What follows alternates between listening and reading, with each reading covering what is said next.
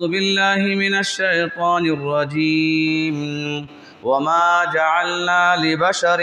من قبلك الخلد أفإن مت فهم الخالدون كل نفس ذائقة الموت۔ قابل احترام حاضرین، پردہ نشین خواتین، ہر قسم کی تعریف، توصیف، بڑائی، کبریائی اس اللہ وحدہ لا شریک کے لائق ہے جس نے انسانوں کی ہدایت کے لیے ربیع الاول کے مہینے میں آخری نبی محمد مصطفیٰ صلی اللہ علیہ وسلم کو پیدا کیا۔ آپ صلی اللہ علیہ وسلم کی ولادت پیر کے دن 9 ربیع الاول مشہور قول کے مطابق 571 عیسوی میں ہوئی ہے۔ لاکھوں درد و سلام اللہ کے سارے انبیاء پر، خصوصاً آخری نبی محمد مصطفیٰ صلی اللہ علیہ وسلم پر۔ اللہ تعالیٰ نے آپ کو جہاں والوں کے لیے رحمت بنا کر بھیجا ہے۔ آپ کی پیدائش سے لے کر آپ کی وفات تک کی زندگی انسانوں کے لیے ایک نمونہ ہے، اسوہ ہے۔ قیامت تک آنے والے لوگ اگر بہتر زندگی گزارنا چاہیں، دنیا میں اور آخرت میں کامیابی حاصل کرنا چاہیں، تو ان کے لیے آپ صلی اللہ علیہ وسلم کی سیرت اور آپ کی زندگی ایک بہترین راستہ ہے، ایک بہترین ہدایت ہے اور نمونہ ہے، اور آپ کی اتباع، آپ کے نقش قدم پر چل کر انسان دونوں جہانوں میں سرخروئی حاصل کرتا ہے۔ محترم حضرات، اسلامی سال میں ربیع الاول ایک مہینہ ہے۔ یہ مہینہ بڑا ہی عظیم ہے، عظمت والا ہے، فضیلت والا ہے، اہمیت والا ہے۔ اس مہینے کی عظمت، فضیلت اور اہمیت میں یہ بات کافی ہے کہ اللہ تعالیٰ نے آخری نبی محمد مصطفیٰ صلی اللہ علیہ وسلم کو اس مہینے میں پیدا کیا ہے۔ آپ کی پیدائش کی تاریخ میں اگرچہ کہ اختلاف ہے، لوگوں نے اختلاف کیا ہے کہ آپ کس تاریخ میں پیدا ہوئے، لیکن اس بات پر تو کم سے کم اتفاق ہے کہ آپ صلی اللہ علیہ وسلم کی ولادت ربیع الاول کے مہینے میں ہوئی ہے۔ محترم حضرات، اس مہینے کی اہمیت میں ہمیں 3 باتیں معلوم ہوتی ہیں۔ اسلامی تاریخ کے لحاظ سے اس مہینے میں 3 بہت ہی اہم کام ہوئے ہیں۔ رب العالمین نے اس مہینے میں 3 بہت ہی عظیم کام یہاں پر لوگوں سے لیا ہے۔ اس میں پہلا کام آپ صلی اللہ علیہ وسلم کی ولادت۔ یہ بات طے ہے کہ آپ صلی اللہ علیہ وسلم کی ولادت سے پہلے تقریباً 3000 سال پہلے ابراہیم علیہ السلام نے دعا کیا تھا، کہا تھا ربنا وابعث فیہم رسولا منہم یتلو علیہم آیاتک ویعلمہم الکتاب والحکمت ویزکیہم انک انت العزیز الحکیم۔ اے ہمارے پروردگار، ان مکہ والوں میں ایک نبی کو تو بھیج جو جن کے سامنے تیری آیتوں کی تلاوت کرے،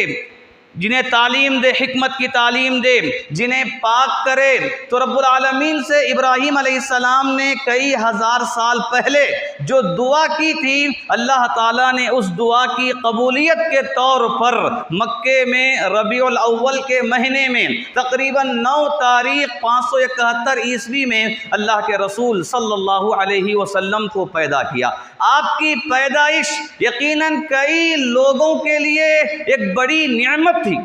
ان میں یہود و نصارہ مدینے کے اندر انتظار کر رہے تھے، اور خود مکے والوں میں بھی یہ بات معلوم تھی کہ آخری نبی آنے والے ہیں، چونکہ ابراہیم علیہ السلام نے دعا کی ہے کہ نبی، آخری نبی انہی میں سے آئیں گے۔ سارے کے سارے لوگ منتظر ہیں، اور اسی قدر آپ کے انتظار میں ایک بہت بڑا مسئلہ یہ بھی تھا کہ آپ کی پیدائش جس علاقے میں، جس ماحول میں ہوئی ہے، وہاں کے لوگ انسان نہیں تھے، جانور تھے، ہر طرح کی برائیوں میں ملوث تھے، تھے، ہر طرح کی خرابیاں ان کے اندر پائی جاتی تھیں، اور اچھے لوگ، صاف دل لوگ، مصلح قسم کے لوگ انتظار کر رہے تھے کہ کوئی آئے، آ کر ان لوگوں کی اصلاح کرے، کوئی آئے ان کی حالات میں تبدیلی پیدا کرے، سب کے سب منتظر تھے۔ تو اللہ تعالیٰ نے اللہ کے رسول صلی اللہ علیہ وسلم کو اس مہینے میں پیدا کیا۔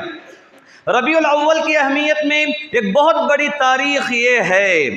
کہ اللہ کے رسول صلی اللہ علیہ وسلم کی ہجرت کا معاملہ بھی ربیع الاول کے مہینے ہی میں ہوا ہے۔ یہ وہ ہجرت ہے جس کے بارے میں عمر رضی اللہ تعالیٰ عنہ نے فرمایا، الہجرت فرقت بین الحق والباطل فارقوا بها۔ لوگوں سنو، یہ ہجرت ایک ایسا عظیم کام ہے کہ اللہ تعالیٰ نے ہجرت کے ذریعے حق و باطل کے درمیان فرق کر دیا ہے۔ اس لیے جب اسلامی تاریخ لکھو تو اس مہینے سے شروع کرو، یعنی محرم کے بعد جو مہینے یہاں سے آ رہے ہیں، یہیں سے تم اسی سال کے اعتبار سے تم ہجرت کے اعتبار سے تم تاریخ کی شروعات کرو۔ یقیناً ہجرت کا معاملہ بھی اسلام میں بہت ہی عظیم معاملہ ہے کہ ہجرت سے پہلے مسلمان بڑے ہی پریشان تھے، مصیبت میں تھے۔ اللہ تعالیٰ نے ہجرت کے ذریعے مسلمانوں کے لیے راستے ہموار کر دیا، آسانیاں پیدا کر دیا، اور اسلام کو غلبہ عطا کیا۔ اللہ کے رسول صلی اللہ علیہ وسلم کو امن عطا کیا، اللہ کے رسول صلی اللہ علیہ وسلم کے مددگار کو پیدا کیا، اور مسلمان مکہ سے مدینہ آ کر بڑے ہی اطمینان کے ساتھ رہنے لگے۔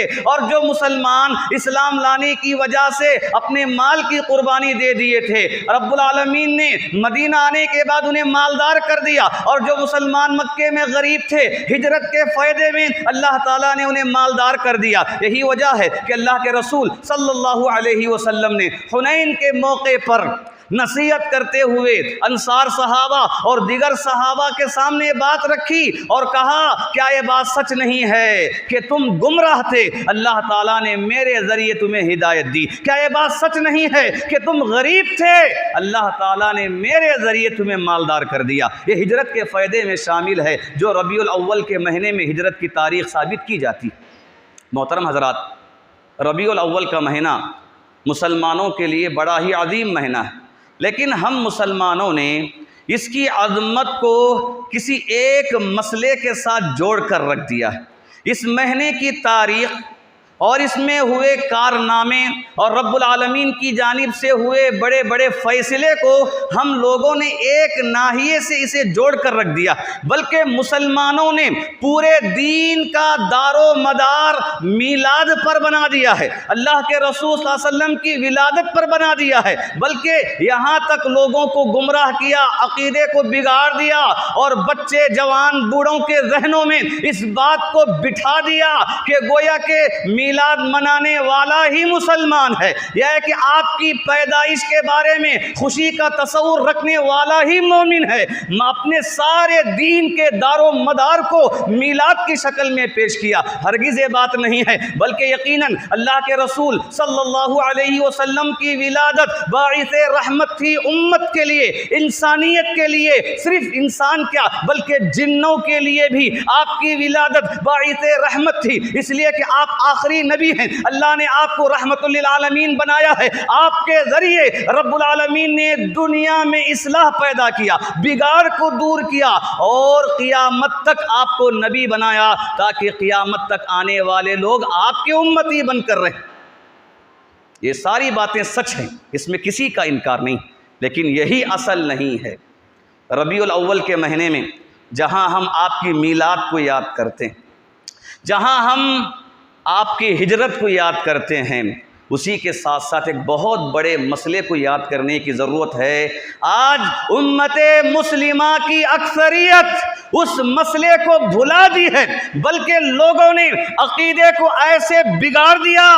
اور لوگوں کے ذہنوں میں اس طرح زہر بھر دیا، کہا کہ اس مسئلے پر توجہ دینے کی ضرورت نہیں ہے، اس مسئلے پہ غور کرنے کی ضرورت نہیں ہے۔ آخر وہ کون سا مسئلہ ہے؟ وہ مسئلہ ہے وفات رسول صلی اللہ علیہ وسلم، اللہ کے رسول صلی اللہ علیہ وسلم کی رخصتی، آپ کا دنیا سے چلا جانا، آپ کا رفیق اعلیٰ سے ملاقات کرنا۔ رب العالمین نے جو اختیار آپ کو دیا تھا اس اختیار کے انتخاب کرنا، اور جس کے ضمن میں رب العالمین نے سورہ نصر کو نازل کیا، ایک بہت ہی اہم مسئلہ ہے۔ آج امت مسلمہ کی اکثریت اس مسئلے سے بہت دور چلی جا رہی۔ کیوں؟ اس لیے کہ لوگوں نے عقیدہ بگاڑ دیا۔ کہا اللہ کے رسول انتقال نہیں کیے، آپ صلی اللہ علیہ وسلم وفات نہیں پائے، گویا کہ لوگوں کے ذہنوں میں بات بٹھائی گئی اب ہمیں ربیع الاول کے مہینے میں صرف خوشی ہی منانا ہے، ہمارے لیے کوئی غم کی بات نہیں ہے، اس لیے کہ اللہ کے رسول وفات ہی نہیں پائے۔ اللہ رحم فرمائے کہ کس قدر لوگوں کو دین سے دور کیا جا رہا ہے، بدعقیدگی عام کی جا رہی ہے، اور یوں سمجھ لیجئے کہ علماء کا کھیل ہے جو اپنے خاطر، اپنی زندگی کی خاطر لوگوں کو گمراہ کر رہے ہیں۔ کیا یہ بات سچ نہیں ہے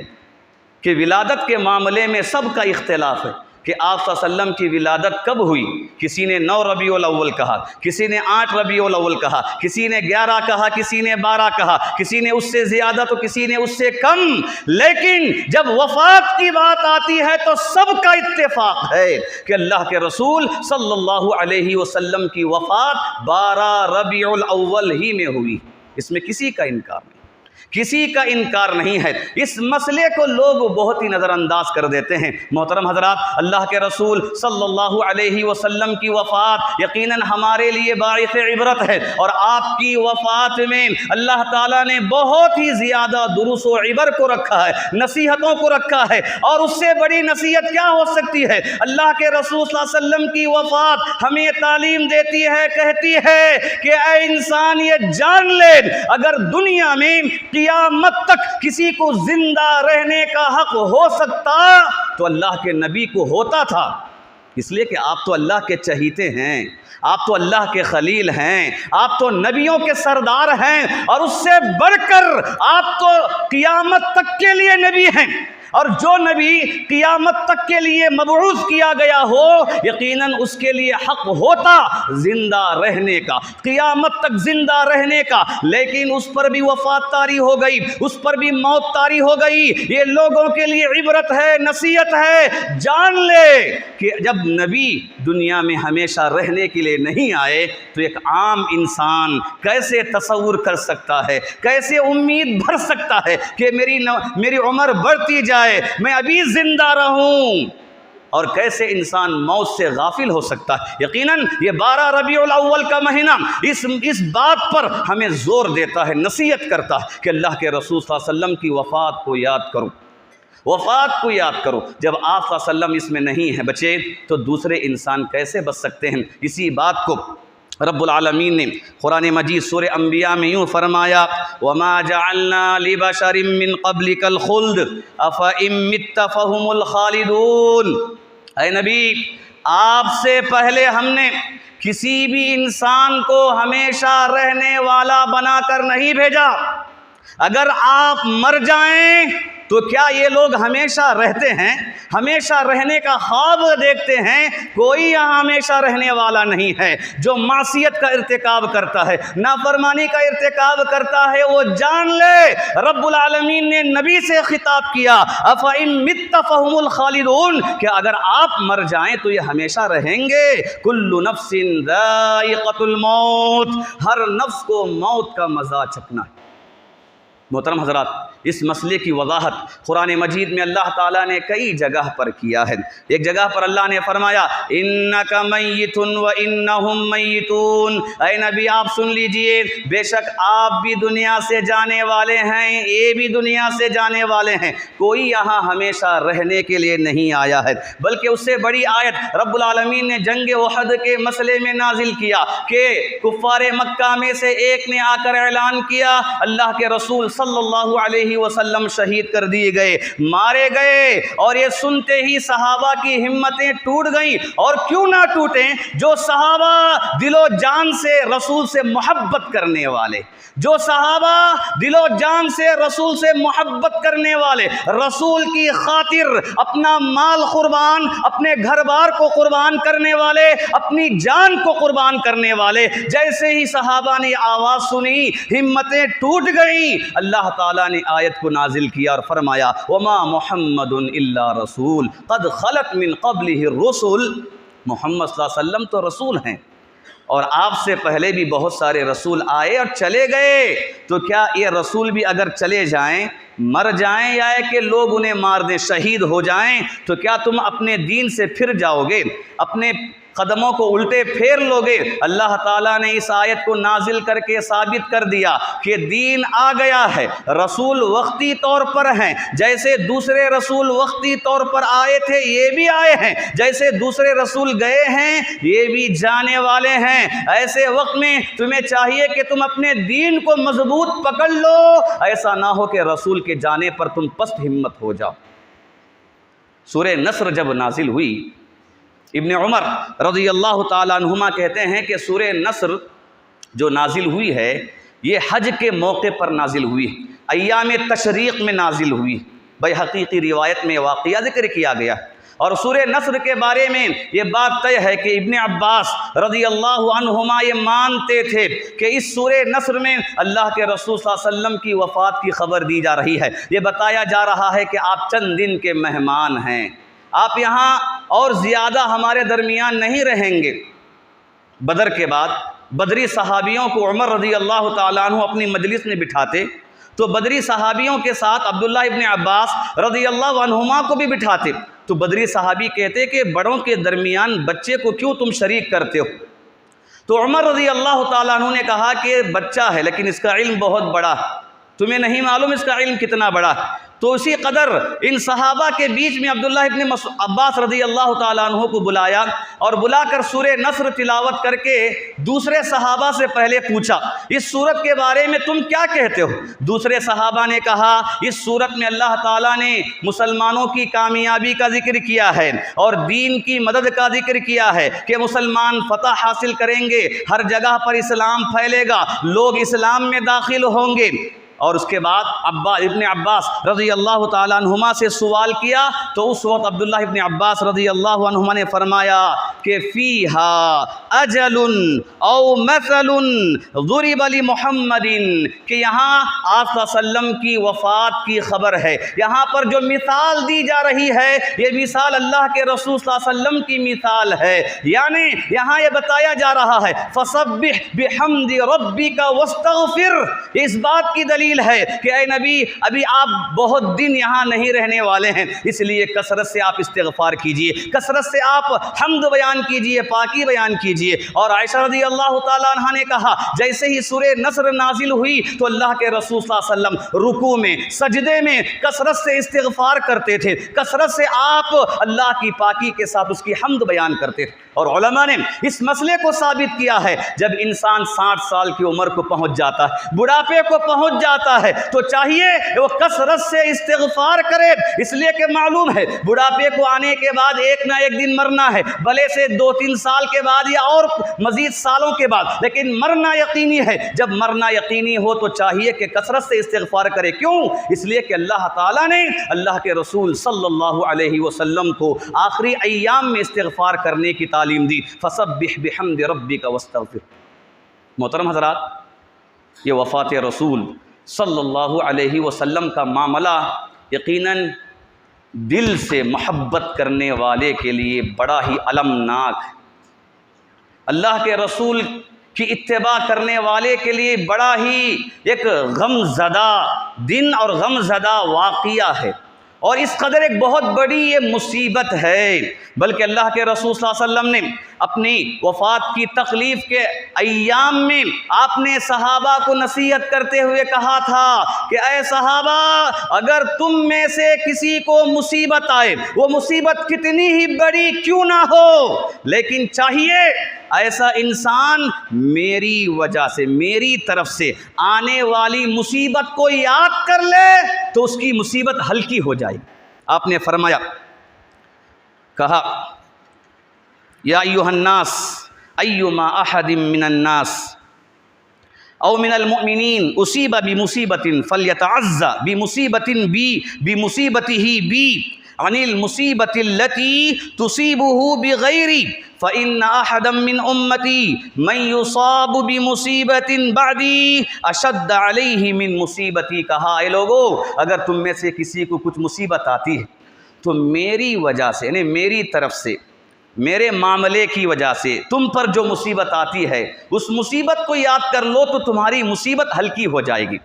دوسروں کی طرف سے جو مصیبتیں تم پر آتی ہیں، دوسروں کے معاملات کی وجہ سے جو مصیبتیں تم پر آتی ہیں، ان مصیبتوں کے مقابلے میں میرے معاملے کی وجہ سے جو تم پر مصیبت آتی ہے وہ مصیبت بہت بڑی ہے۔ کیا مطلب ہے اس حدیث کا؟ اس حدیث کا مطلب یہ ہے کہ آپ صلی اللہ علیہ وسلم وفات سے پہلے ہی یہ بتا رہے ہیں یقیناً نبی کا چلا جانا یہ سارے مسلمانوں کے لیے بہت بڑی مصیبت ہے، اتنی بڑی مصیبت ہے کہ اس مصیبت کے سامنے انسان کی کوئی مصیبت ٹھہر نہیں سکتی، اس مصیبت کے برابر کوئی مصیبت نہیں ہو سکتی۔ رسول کا دنیا سے رخصت ہونا ساری امت کے لیے، سارے مسلمانوں کے لیے بہت بڑی مصیبت ہے، اور آپ نے اسی لیے کہا کہ اس چیز کو یاد کر لو، مجھے یاد کر لو، میری طرف سے جو آئی ہے تکلیف، غم جو آیا ہے اسے یاد کر لو تو تمہاری ہر تکلیف تمہارے لیے آسان ہو جائے گی۔ اللہ اکبر۔ یقیناً یہ بات ہے کہ اللہ کے رسول صلی اللہ علیہ وسلم کی وفات صحابہ کے لیے بہت بڑا غم تھا، اتنا بڑا غم تھا کہ عمر رضی اللہ تعالی عنہ نے کہا تھا اگر کوئی کہے کہ اللہ کے رسول وفات پائے ہیں میں ان کے سر کو قلم کر دوں گا۔ یہ غم کا عالم تھا، یہ رنج کی کیفیت تھی، دل بھر گیا تھا کہ جس نبی کو دل و جان سے لوگ محبت کرتے تھے، گویا کہ پورے دل میں صرف رسول کی محبت، اللہ کی محبت تھی، اس محبت کے علاوہ اور کسی کی محبت اتنی نہیں تھی کہ جیسے ہی یہ دنیا سے رخصتی کی بات سامنے آئی صحابہ بالکل ٹوٹ گئے، دل مکمل غم سے بھر گئے، اس قدر کہنا پڑا کہ پی گئی کتنوں کا لہو تیری یاد، غم تیرا کتنے کلیجے کھا گیا۔ صحابہ کے کلیجے غموں سے کٹ رہے تھے، اس قدر کٹ رہے تھے محترم حضرات۔ انس رضی اللہ تعالی عنہ کہتے ہیں کہ جب آپ صلی اللہ علیہ وسلم اور ابوبکر مدینے میں آئے تو ایسا لگ رہا تھا کہ سارا مدینہ روشن ہو گیا، مدینے کے در و دیوار روشن ہو گئے ہیں، لیکن وہ دن بھی ہمارے سامنے ہے کہ جس دن اللہ کے رسول صلی اللہ علیہ وسلم وفات پائے تو پورا مدینہ ہمیں اندھیرے میں دکھ رہا تھا، تاریکی میں دکھ رہا تھا۔ یہ غم کا المیہ تھا، رنج کا المیہ تھا، اور غم کی بات ہم کیا کہیں۔ فاطمہ رضی اللہ تعالی عنہ نے انس رضی اللہ تعالی عنہ سے کہا کہ اے انس تمہارے دل نے اس بات کو کیسے تسلیم کیا کہ تم نے اپنے ہاتھوں سے مٹی اٹھا کر اللہ کے رسول کے جسم پر ڈال دیا، قبر میں آپ نے ڈال دیا۔ یہ غم کا معاملہ تھا، اور یہ غم کیوں نہ ہو، بعض صحابہ محبت جو رسول سے لگائے رکھے تھے اس کی وجہ سے غم کر رہے تھے، اور بعض صحابہ کا غم الگ تھا، غم کا معاملہ ہی الگ تھا۔ وہ غم کا معاملہ کیا ہے؟ ام ہانی رضی اللہ تعالی عنہا کہتی ہیں صحابہ آپ کی وفات کے بعد ان کی زیارت کرنے کے لیے گئے، زیارت پر پہنچے تو وہ رو رہی تھیں۔ صحابہ نے پوچھا کہ ام ہانی رونے کی بات کیا ہے؟ تو کہتی ہیں انما ابکی علی الوحی الذی انقطع عنی من السماء، کہ میں اس لیے نہیں رو رہی ہوں کہ نبی چلے گئے، بلکہ میرا رونا اس لیے ہے کہ نبی کے ساتھ وحی کا آنا بھی بند ہو گیا، وحی کا آنا بھی بند ہو گیا۔ کیوں؟ یہ وحی مسئلوں کو حل کرتی تھی، وحی کے ذریعے لوگوں کے مسئلے حل ہوتے تھے، اگر کوئی غلطی کرتا وحی کے ذریعے بتایا جاتا کہ غلط ہے، اگر کوئی انسان اچھا کام کرتا وحی کے ذریعے بتایا جاتا کہ اچھا کام ہے اس میں اور تم کرو۔ وحی انسان کو دنیاوی نقصانات سے بچاتی، آخرت کے نقصانات سے بچاتی تھی، وحی انسان کو دنیا کے فائدے عطا کرتی اور آخرت کے فائدے عطا کرتی تھی۔ اس لیے صحابہ کا غم یہاں دوسرے ناحیے سے اس اعتبار سے تھا کہ اللہ کے رسول کے ساتھ وحی کا سلسلہ بھی ختم ہو گیا۔ محترم حضرات، اور کیوں نہ یہ غم ہو کہ آپ صلی اللہ علیہ وسلم نے اپنے بارے میں حدیث میں ارشاد فرمایا، ابو بردہ رضی اللہ تعالیٰ عنہ کی روایت ہے کہ آپ فرماتے ہیں النجوم امانۃ للسماء فاذا ذهبت النجوم اتى السماء ما توعد۔ کہا لوگو یہ جو ستارے ہیں، ستارے آسمان کی حفاظت کرنے والے، جب یہ ستارے ختم ہو جائیں گے، جھڑ جائیں گے، تو آسمان پر وہ چیز آ کر رہے گی جس کا اسے وعدہ کیا گیا ہے، یعنی آسمان کو لپیٹ دیا جائے گا، آسمان کو ختم کیا جائے گا۔ اور آگے فرمایا وَأَنَا أَمَنَةٌ لِأَصْحَابِي فَإِذَا ذَهَبْتُ أَتَى أَصْحَابِي مَا يُوعَدُونَ۔ کہا کہ میں میرے صحابہ کے لیے امن کا ذریعہ ہوں،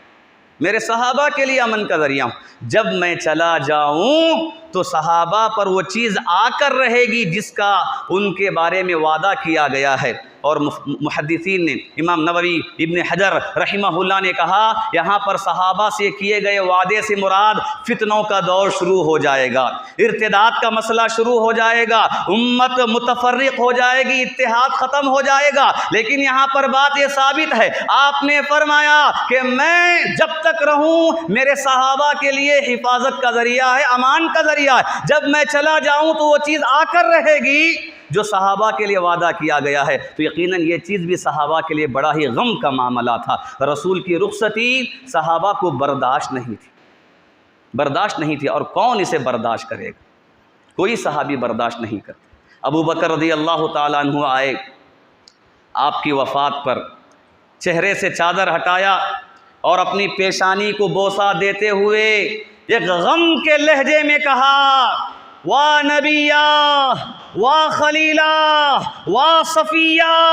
اے نبی اللہ کے، اے اللہ کے خلیل، اے اللہ کے منتخب، اے اللہ کے چنندہ۔ ایک غم کے لہجے میں ابو بکر رضی اللہ تعالیٰ عنہ نے کلمات کا اظہار کیا جو ساتھی نبی بننے سے پہلے بھی آپ کے ساتھ تھے، اور نبی بننے کے بعد بھی ہر معاملے میں، خوشی میں، غم میں، ہر لمحے میں آپ کا ساتھ دینے والے۔ ذرا سوچو کہ نبی کی وفات پر ان کا کیا حال ہوا ہوگا، کس قدر غم انہیں لاحق ہوا ہوگا۔ محترم حضرات، اللہ کے رسول صلی اللہ علیہ وسلم کی وفات یقیناً امت کے لیے بہت بڑی مصیبت ہے، لیکن یہ امت اسی کو بھلا دی، لوگ اسے، امت کو اس مسئلے سے بالکل دور کر رہے ہیں۔ ابو العطائیہ ایک شاعر ہے، اس نے اس مسئلے کے ذکر میں فرمایا، اصبر لکل مصیبت وتجلد، صبر کرو ہر مصیبت پر، ثابت قدم رہو ہر مصیبت پر، واعلم بان المرء غیر مخلد، غیر مخلد، یہ بات جان لو کہ کوئی انسان ہمیشہ رہنے والا نہیں ہے۔ کہا واصبر کما صبر الکرام فانها نوب تنوب اليوم وتکشف فی غد، جیسے نیک لوگ صبر کر کے دنیا سے چلے گئے ویسے ہی تم بھی صبر کرو، اس لیے کہ موت ایک باری ہے، آج اس پر ہے تو کل دوسرے پر آنے والی ہے۔ وہ فرمایا وما ترى ان المصائب جمة وترى المنية للعباد بمرصد، تم جان لو کہ مصیبتیں انسان کے اوپر ڈھیر بنی ہوئی ہیں، پہاڑ کے مانند بنی ہوئی ہیں، اور ان مصیبتوں میں سے موت ایک مصیبت ہے جو انسان کی گھات میں ہے، نگرانی میں ہے، کب اس کا وقت آئے، کب اسے دبوچ لے، کب اسے اس کی روح کو چھین لے، انتظار میں ہے۔ کہا فَإِذَا أَتَتْكَ مُصِيبَةٌ تَشَجَّ بِهَا، اگر تم پر ایسی مصیبت آئے جو مصیبت تمہیں چکنا چور کر دے، توڑ دے، پھوڑ دے، کمزور کر دے، عاجز کر دے، ایسی اگر تم پر مصیبت آئے فَاذْكُرْ مُصَابَكَ بِالنَّبِيِّ مُحَمَّدِي، ایسی صورت میں محمد صلی اللہ علیہ وسلم کی وفات کے ذریعے جو امت پر مصیبت آئی ہے اس مصیبت کو یاد کر لو، تمہاری ہر مصیبت آسان ہو جائے گی۔ گویا کہ اللہ کے رسول کی وفات انسان کی مصیبتوں میں سب سے بڑی مصیبت ہے۔ یہاں پر مصیبت کا مطلب کوئی غلط نہ سمجھے، یہ نہ سمجھیں کہ گویا کہ یہ کوئی غلط چیز ہے، انسان کو تکلیف دینے والی چیز ہے۔ یہاں تکلیف کا معنی نہیں، غم کا معنی ہے۔ جن تکلیفوں سے انسان غم حاصل کرتا ہے، رنج محسوس کرتا ہے، تکلیف اپنے دل کے اندر محسوس کرتا ہے، سارے رنجوں میں اللہ کے رسول کی وفات کا رنج بہت بڑا، وہ غم بہت بڑا ہے۔ اگر وہ چیز انسان یاد کر لے کہ دنیا میں اللہ کے رسول نہیں ہیں تو ہم کہاں رہنے والے ہیں۔ محترم حضرات، اللہ کے رسول صلی اللہ علیہ وسلم کی وفات یقیناً ہمیں کئی نصیحتیں دیتی ہے، کئی عبرتیں دیتی ہے۔ آپ صلی اللہ علیہ وسلم کی وفات سے پہلے آپ بہت بیمار ہو گئے تھے۔ تاریخ کے اندر یہ بات بتائی گئی کہ خیبر میں ایک یہودیہ عورت نے آپ کے گوشت میں زہر ملا دیا تھا اور آپ نے اس گوشت کو چبایا، نہیں نگلا۔ فرشتے نے آ کر بتا دیا کہ تھوک دو، اس میں زہر ہے۔ آپ نے تھوکا لیکن اس کا ذرا اثر آپ کے اندر چلا گیا۔ آخری دن بھی آپ نے اس بات کا اظہار کرتے ہوئے عائشہ رضی اللہ تعالی عنہا سے کہا تھا، ما زلت اجد من الاکلۃ التي اکلت بخیبر فهذا اوان قطعت ابہری، کہتے ہیں کہ برابر میں اس لقمے کے اثر کو محسوس کر رہا ہوں، اس لقمے کے اثر کو جو خیبر میں نے کھایا تھا، اس کے اثر کو محسوس کر رہا ہوں کہ اس کا اثر میری جان رگ کو کاٹ رہا ہے۔ آخری وقت میں بھی آپ نے اس بات کا اظہار کیا، گویا کہ وہ زہر گویا آپ کے لیے ایک سبب بنا، آپ کی وفات میں ایک سبب بنا، آپ کی تکلیف میں ایک سبب بنا۔ بلکہ تاریخ کے اندر یہ بھی بات بتائی گئی، عائشہ رضی اللہ تعالیٰ عنہ کہتی ہیں کہ آپ صلی اللہ علیہ وسلم سفر کے مہینے میں آخر میں یا ربیع الاول کے شروع میں ایک جنازے میں شریک ہوئے، بقیع میں دفنانے کے لیے آپ گئے، دفنا کر جب لوٹے تو آپ کے سر میں بہت زیادہ درد تھا، اتنا درد تھا کہ آپ درد کے مارے کہتے وا راسا ہے میرا سر، ہے میرا سر۔ تکلیف کے مارے آپ نے پٹی باندھ لی۔ بعض صحابہ نے ذکر کیا ہے کہ اس قدر آپ کے سر درد اور بخار کا معاملہ تھا کہ پٹی کے باہر بھی آپ کی گرمی کا احساس ہوتا تھا، اس قدر آپ کا جسم گرم ہو گیا تھا۔ بلکہ آخری وقت میں آپ صلی اللہ علیہ وسلم پر جو بخار آیا تو وہ 2 آدمیوں کے برابر تھا۔ صحابی گئے، جسم کو چھو کر دیکھا تو جسم بہت گرم تھا، جل رہا تھا۔ صحابی نے پوچھا اللہ کے نبی آپ کو تو بہت زیادہ بخار ہے؟ تو آپ نے کہا کہ ہاں، جب مجھے بخار آتا ہے تو 2 آدمیوں کے برابر آتا ہے، 2 آدمیوں کے برابر آتا ہے۔ اور کیوں؟ اس لیے کہ جب ایک مومن کو تکلیف ہوتی ہے تو تکلیف سے گناہ مٹائے جاتے ہیں، اور اللہ کے رسول صلی اللہ علیہ وسلم کو اللہ تعالیٰ نے آخری ایام میں جو تکلیفیں دی ہیں ان تکلیفوں کی وجہ سے اللہ تعالیٰ آپ کے درجات میں بلندگی عطا کرنا چاہتا ہے، اور امت کو ایک نمونہ پیش کرنا چاہتا ہے، امت کو ایک بہترین اسوہ بتانا چاہتا ہے کہ اللہ رب العالمین کے فیصلے میں سب برابر ہیں۔ اور انسان کو چاہیے کہ ایسے وقت میں اللہ کے رسول کی زندگی کو دیکھے، انہوں نے کیا کیا، جیسے انہوں نے صبر کیا ہے ویسے ہی امت صبر کرے تکلیف کے معاملے میں۔ محترم حضرات، اللہ کے رسول صلی اللہ علیہ وسلم کی بیماری کتنے دن تھی اس میں اختلاف ہے، بعض نے 13 دن بتایا، بعض نے 12، بعض نے 10، لیکن سیرت کی کتابوں میں آخری 5 ایام کا معاملہ بڑا ہی دردناک اور المناک بتایا جاتا ہے۔ ایک بہت ہی غم زدہ یہ ایام ہیں امت کے لیے کہ آخری ایام جو 5 دن آپ کے تھے، یقیناً اس میں آپ صلی اللہ علیہ وسلم کی تکلیف بہت بڑھ گئی تھی، اتنی بڑھ گئی تھی کہ جسم کی گرمی کی وجہ سے آپ صلی اللہ علیہ وسلم نے صحابہ سے کہا کہ میرے پاس پانی کے ٹب رکھو، 7 پانی کے ٹب رکھو۔ ابن حجر رحمہ اللہ کہتے ہیں مختلف کنووں کے پانی جمع کرنے کی بات بھی بعض لوگوں نے ذکر کیا ہے، کیوں؟ علاج کے لحاظ سے، اور 7 کی تعداد برکت کے لیے، اس لیے کہ شریعت کے اندر بعض اعمال میں 7 کا ذکر کیا گیا ہے، اس اعتبار سے آپ نے 7 ٹبوں کا ذکر کیا۔ اور آپ صلی اللہ علیہ وسلم جب بھی آپ پر بے ہوشگی آتی آپ اسے پانی ڈال لیتے، تکلیف محسوس ہوتی تو ٹب میں ہاتھ ڈالتے، اپنے چہرے کو ملتے، اپنے بدن کو ملتے، تکلیف کو ہلکا کر لیتے۔ محترم حضرات، آپ صلی اللہ علیہ وسلم کے آخری ایام اور آپ کی وفات میں جو ہمارے لیے عبرت کی بات ہے، یقیناً اس میں سب سے بڑی عبرت کی بات مرض الموت کا معاملہ ہو یا پوری زندگی کا معاملہ ہو، وہاں پر انسان کیسے صبر کرے، صبر کے ساتھ کیسے وہ اللہ کو یاد کرے، یہ اللہ کے رسول صلی اللہ علیہ وسلم کے آخری ایام ہمیں بتاتے۔ انسان جلد باز ہے،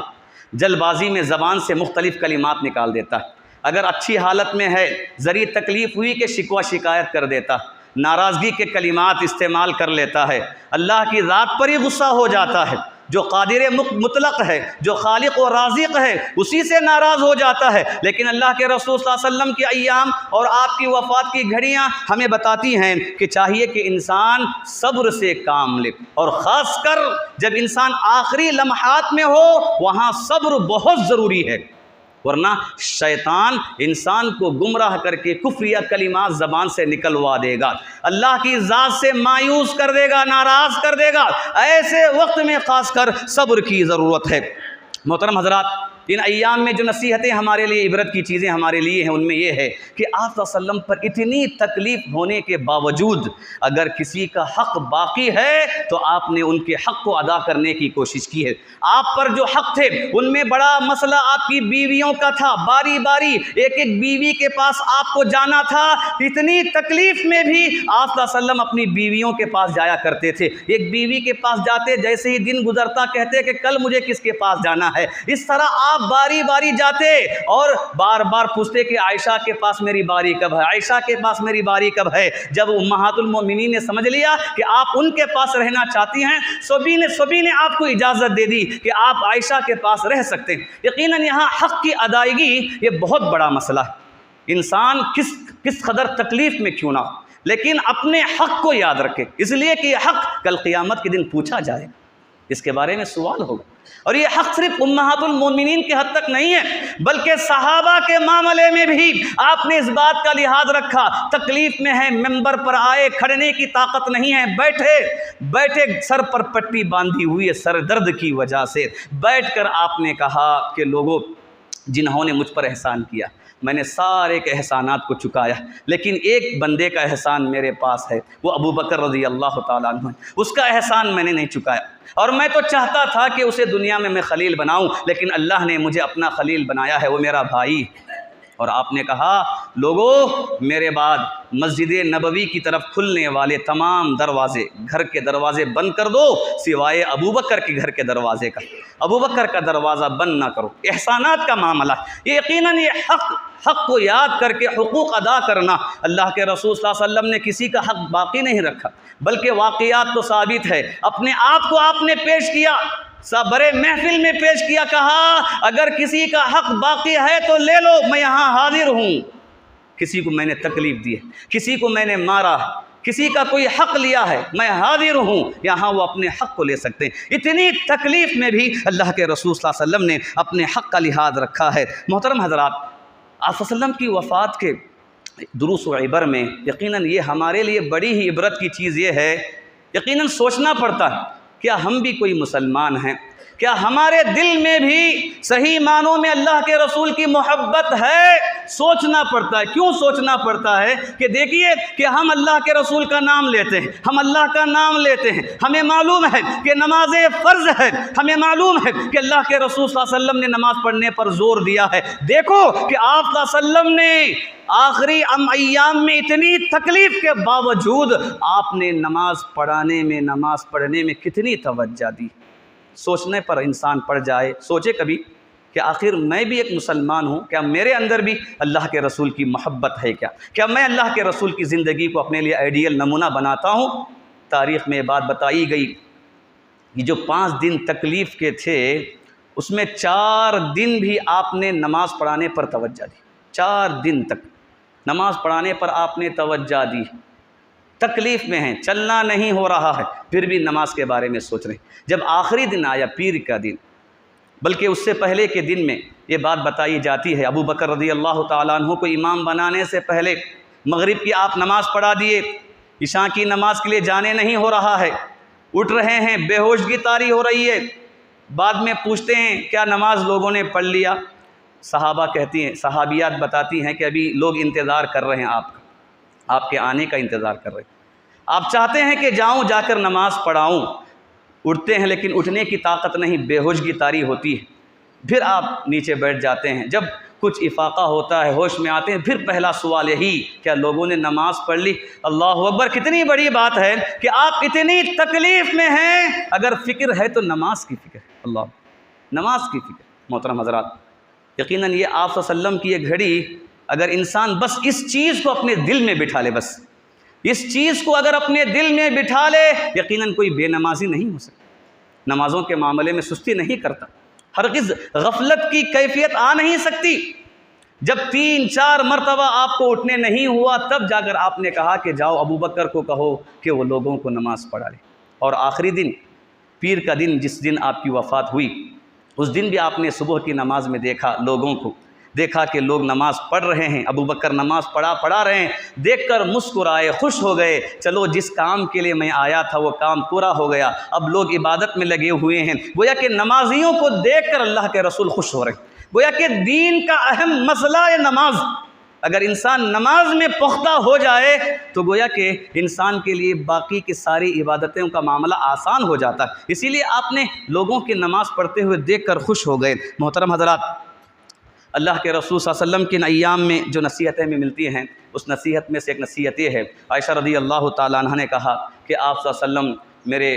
گود میں ہیں، سر رکھ کر آپ پر تکلیف زیادہ ہو رہی تھی، تو اس تکلیف کو دیکھ کر میں نے معوذتین پڑھ کر آپ پر دم کیا، تو گویا کہ آپ کی یہ آخری زندگی ہمیں نصیحت کرتی ہے کہ تکلیف کے وقت میں قرآن کا سہارا لینا چاہیے، بطور شفا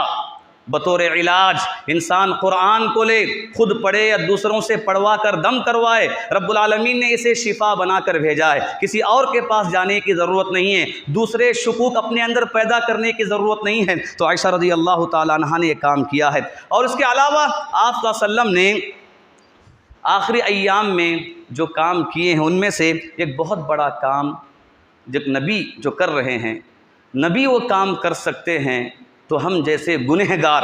اس کام کو کتنا زیادہ کرنا ہے اس بات کا اندازہ ہوتا ہے۔ آخری لمحے میں، آخری اوقات میں آپ صلی اللہ علیہ وسلم نے ہمیشہ اللہ تعالیٰ سے دعا کرتے ہوئے فرمایا اللہم اغفر لی وارحمنی والحقنی بالرفیق، کہ اے اللہ تو مجھے معاف کر دے، تو مجھ پر رحم فرما دے، اے اللہ تو مجھے رفیق سے ملا دے، رفیق اعلیٰ سے تو مجھے ملا دے۔ آخری وقت میں بھی آپ صلی اللہ علیہ وسلم مغفرت کی دعا کر رہے ہیں، رحمت کی دعا کر رہے ہیں، نبی ہیں، گناہوں سے پاک ہیں، درجات جنت کا وعدہ ہے، جنت میں سب سے اعلیٰ درجہ آپ کا ہے، فضیلہ نامی، وسیلہ نامی درجہ آپ کا ہے، اس کے باوجود آپ مغفرت کی دعا کر رہے ہیں، تو سوچئے کہ ہمیں کس قدر اللہ تعالیٰ سے معافی مانگنے کی ضرورت ہے۔ الغرض یہ ربیع الاول کا مہینہ ہمیں بہت ساری نصیحتیں کرتا ہے، ان نصیحتوں میں سے اللہ کے رسول صلی اللہ علیہ وسلم کی یہ زندگی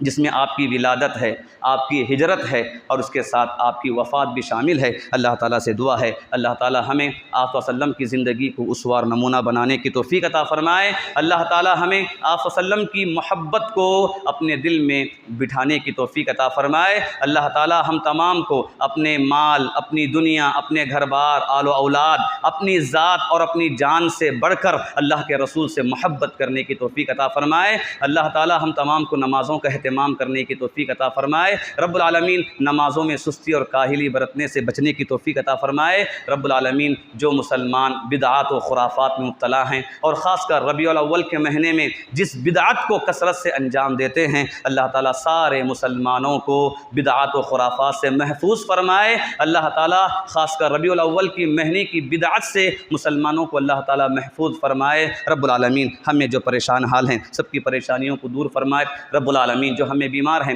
انہیں اللہ شفائے کاملہ عاجلہ عطا فرمائے، اللہ تعالیٰ ہمارے گھر بار میں، کاروبار میں، آل و اولاد میں برکت عطا فرمائے، آمین۔ بارک اللہ لنا ولکم فی القرآن المجید ورفعنا وإیاکم بالآیات والذکر الحمید، انہ تعالی جواد کریم ملک بر رؤوف رحیم ورب حلیم۔